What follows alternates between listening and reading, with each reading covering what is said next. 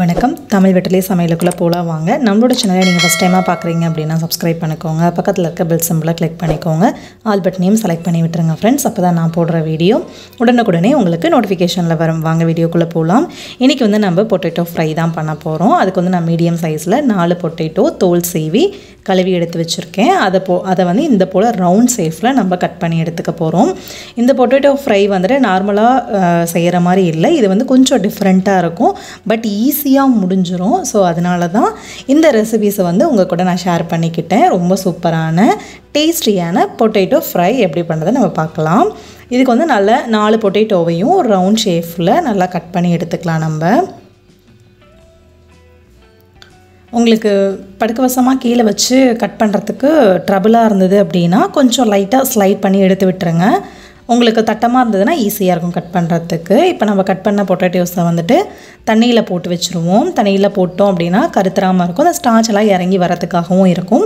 அதுக்காக நல்லா தண்ணியில் போட்டுட்டு ஒரு 2-3 டைம் நல்லா வாஷ் பண்ணி எடுத்துக்கலாம். நல்லா 2-3 டைம் வாஷ் பண்ணதுக்கப்புறமா தண்ணியை ஃபுல்லாக வடிச்சிட்டு கிச்சன் டவல் இருக்கும் இல்லைங்களா, அதில் வந்து நம்ம பொட்டேட்டோவை நல்லா உணர்த்தி விட்டுறலாம். அதில் உள்ள ஈரத்தெல்லாம் நல்லா டவல் வச்சு ஒத்தி எடுத்து விட்டுருங்க. நல்லா உலர்த்திட்டு டவல் வச்சு இந்த போல் நல்லா ஒத்தி எடுத்துகிட்டு திருப்பியும் உணர வச்சுருங்க.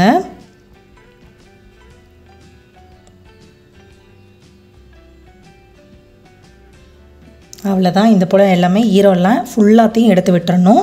எடுத்ததுக்கப்புறமா அது அப்படியே உணரட்டும். அதுக்குள்ள நம்ம பேன் ஹீட் பண்ணிவிட்டு ஆயில் சேர்த்துக்கலாம். ஆயில் நல்லா ஹீட் ஆனதும் நம்ம உணர வச்ச பொட்டேட்டோவை உள்ளே சேர்த்துக்கலாம். பார்த்து கொஞ்சம் மெல்லமாக சேர்த்துக்கோங்க. எண்ணெய் மேலே பட்டுற போது கவனமாக செய்யுங்க. எல்லா பொட்டேட்டோவும் உள்ளே சேர்த்துட்டு நம்ம இதை வந்து லைட் கோல்டன் ப்ரௌன் கலர் வர்ற வரைக்கும் நல்ல ஃப்ரண்ட் அண்ட் பேக் வந்து பொரிய வச்சு எடுத்துப்போம். நல்லா டீப் ஃப்ரை பண்ணிக்கணும். நல்லா டீப் ஃப்ரை ஆனதுக்கப்புறமா நம்ம வந்துட்டு எண்ணெயை வடிச்சிட்டு வேறு ஒரு பிளேட்டில் நம்ம மாற்றிக்கலாம். இதே போல் நம்மகிட்ட இருக்க எல்லா பொட்டேட்டோவும் பொரிச்சு எடுத்துக்கலாம். பொரிச்சு எடுத்த பொட்டேட்டோவை பிளேட்டில் வச்சதுக்கப்புறமா ஒரு பேன் ஹீட் ஆனதும் எண்ணெய் சேர்த்துக்கலாம். எண்ணெய் காஞ்சதும் கொஞ்சம் கடுகு சேர்த்துக்கோங்க. கடுகு லைட்டாக வெடிக்க ஆரம்பிக்குது. இந்த ஸ்டேஜில் வந்து ஒரு சின்ன டீஸ்பூன் அளவில் ஒரு 3/4 டீஸ்பூன் அளவுக்கு ஜீரகம் சேர்த்துக்கோங்க. ஜீரகமும் லைட்டாக வெடிக்க ஆரம்பித்ததும் கொஞ்சம் போல் கருவேப்பிலை இலை சேர்த்துக்கோங்க. அதையும் நல்லா கலந்து விட்டுறலாம். நல்லா கலந்ததுக்கப்புறமா 5 சின்ன வெங்காயம் பொடிசாக கட் பண்ணி உள்ளே சேர்த்துருக்கேன். நீங்கள் சின்ன வெங்காயம் இல்லை அப்படின்னா பெரிய வெங்காயம் சேர்த்துக்கோங்க. ரொம்ப கம்மியான அளவில் சேர்த்துக்கோங்க. இப்போ இது எல்லாத்தையும் சேர்த்து நல்லா கலந்து விட்டுறலாம். நல்லா கலந்தாச்சு. கலந்ததுக்கப்புறமா நம்ம எண்ணெயில் பொரிச்சு வச்சு பொட்டேட்டோ உள்ளே சேர்த்துக்கலாம்.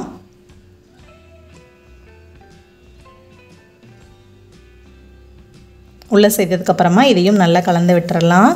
இது வந்து கொஞ்சம் டிஃப்ரெண்ட்டான டேஸ்ட் கொடுத்தது. இந்த பொட்டேட்டோ ரொம்ப சூப்பராக இருந்தது. கண்டிப்பாக ட்ரை பண்ணி பாருங்கள். எப்படி இருக்குன்னு சொல்லிட்டு கமெண்ட் பண்ணிடுங்க. இந்த பொட்டேட்டோவை இதோட எல்லாத்தையும் நல்லா கலந்து விட்டுறலாம். அவ்வளோதான், எல்லாத்தையும் நல்லா கலந்தாச்சு. கலந்ததுக்கப்புறமா சில்லி ஃப்ளேக்ஸ் கொஞ்சம் சேர்த்துக்கிறேன் நான். உங்கள் உரப்புக்கு தகுந்த மாதிரி சேர்த்துக்கோங்க. மிளகு வந்துட்டு 1 டீஸ்பூன் அளவுக்கு உடைச்சிட்டு நான் சேர்த்துக்கிறேன். ஒன்றும் பாதியமாக லைட்டாக க்ரஷ் பண்ணிவிட்டு மிளகை சேர்த்துக்கோங்க. தூளாக சேர்த்துக்க வேண்டாம், டேஸ்ட் வேறையாக இருக்கும். நீங்கள் உடைச்சிட்டு சேர்க்கையில் தான் ரொம்ப சூப்பராக இருக்கும். இப்போ இந்த மிளகு சில்லி ஃப்ளேக்ஸ் எல்லாமே நல்லா கலந்து விட்டுறலாம். நல்லா கலந்ததுக்கப்புறமா இப்போ இதுக்கு தேவையான அளவு நம்ம உப்பு சேர்த்துப்போம். உப்பு சேர்த்துட்டு அதையும் நல்லா மிக்ஸ் பண்ணி விட்டுருங்க. இந்த பொட்டேட்டோ ஃப்ரை வந்துட்டு சூடாக தயிர் சாதம், அந்த தயிர் சாதத்தோடு இதை சூடாக சேர்த்து வச்சு சாப்பிடையில ரொம்ப சூப்பராக இருக்கும். ரசத்தோடு கலந்து சாப்பிடையிலையும் நல்லாயிருக்கும். மிளகாய் கிள்ளி போட்ட சாம்பாரோடு சாப்பிடணும் ரொம்ப சூப்பராக இருக்கும். இது எல்லாத்தையும் நல்லா கலந்து முடிச்சதுக்கப்புறமா டொமேட்டோ கெச்சப் வந்துட்டு 2 ஸ்பூன் அளவுக்கு நான் சேர்த்துருக்கேன். டொமேட்டோ கெச்சப் 2 ஸ்பூன் அளவு சேர்த்திட்டு இதை நல்லா கலந்து விட்டுறலாம். நல்லா கலந்தாச்சு. அடுப்பு வந்து நல்லா லோ ஃப்ளேமுக்கே மாற்றிக்கோங்க. நல்லா கலந்ததுக்கப்புறமா ஒரு பிடி அளவுக்கு புதினா இலை எடுத்திருக்கேன். அதை வந்து நல்லா பொடிசாக கட் பண்ணிவிட்டு அதுவும் இதோட சேர்த்துக்க போகிறோம். நம்ம ரொம்ப சூப்பரான புதினா ஃப்ளேவரோடு கலந்த பொட்டேட்டோ ஃப்ரை வந்து நமக்கு ரெடி ஆகிட்டே இருக்குது.